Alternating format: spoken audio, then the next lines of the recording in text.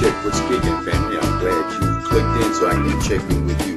You're there, I'm here. So let's get it on. That's right. The G-Men take on the Broncos at Mile High Stadium on Thanksgiving Day. It is the third game of the triple header, and it'll be shown here locally on Channel 11 here in New York. As for those who don't have the NFL Network, because that's where that game is being played. Now to the game at hand. This is a must-win game for both crews, and the Giants are going to prevail to be victorious over the Broncos. The Broncos they caught lightning in a bottle to come out the box and have gotten to this point of 6-4, and so have the Giants. After the Giants had went on a 5-game rip. Both teams have had a 4-game losing streak, but for the Broncos, this is the worst time for them to have that losing streak. I originally had thought coming out of the box that the Broncos was not going to be anywhere near this amount of wins at this point in the season, but they shocked me, and I almost jumped on the bandwagon until the Chargers had exposed them, and everybody else had exposed them on that 4-game losing streak.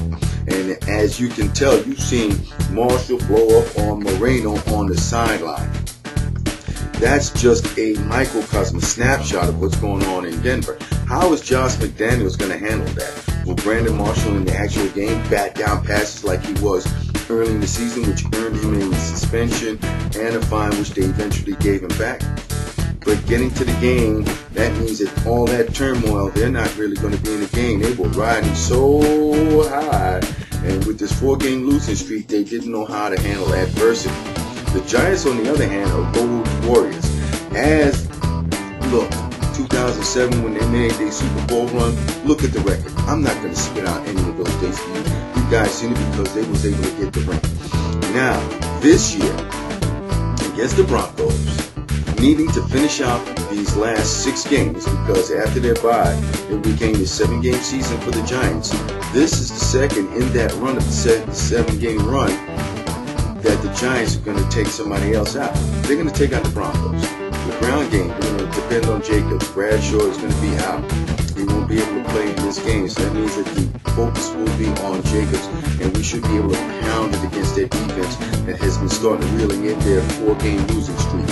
Also, they have to watch out for Eli. Eli can get that ball to all his receivers. Any of the receivers, he can get that ball to them. I don't know how bad the foot was hurting him, but he was able to get over a 300-yard gain in the Meadowlands for the first time. He's had 8 previous 300-yard gains, but they were outside of the Meadowlands. But against the Falcons, he was able to put that up. So that's another facet that the Denver Broncos have to watch out for. Provided that Kevin Gilbride doesn't get, pass happy, and we stay with the, big blue G-men type of football, which is pound it. And as you know, Eli's able to get into all the wideouts, and he included Kevin Walsh in that win over the Falcons. He had 2 touchdowns. So the Giants on offense have it clicking. They have the components with some good play calling and some execution can really, as one famous coach in the Super Bowl contest said, matriculate up the field. They'll be able to get to considerable yardage, control the clock, and do what they have to against the Denver Broncos. Kyle Orton is going to be their quarterback. He's a little hurt. He's not as mobile. They had brought Sims in, and Sims didn't do so good. Then they brought Orton in. So right now, McDaniels is trying to look for that combination to keep his team together and focused and to produce a win. This is adversary. This sort of thing. I'm wondering if McDaniels ever experienced that with his tenure with the Patriots. I doubt it that they were ever on like a 4-game skid, but that's them. I'm not worried about them. What I'm worried about is the G-men on the road, short week, dusting off the Denver Broncos. On the defensive side of the ball, hopefully that we can get more pressure. We should be able to. Orton is not that mobile. We're going to miss Pierce, the emotional leader, the tactician, the coach's cerebralness, the coach's cerebral leader and emotional leader on the field. He's not going to be there.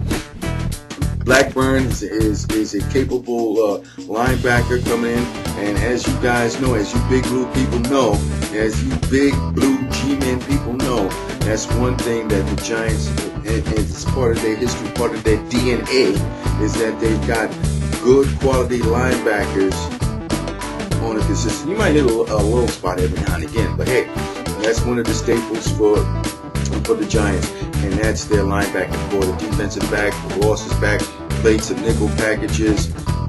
Things weren't so good when Tony Gonzalez caught that ball to tie the game up. I think we're going to be a little bit better. I think it's going to be a lot better. Orton is not going to be that mobile, and he's not going to have a chance. He's going to be laying on his back.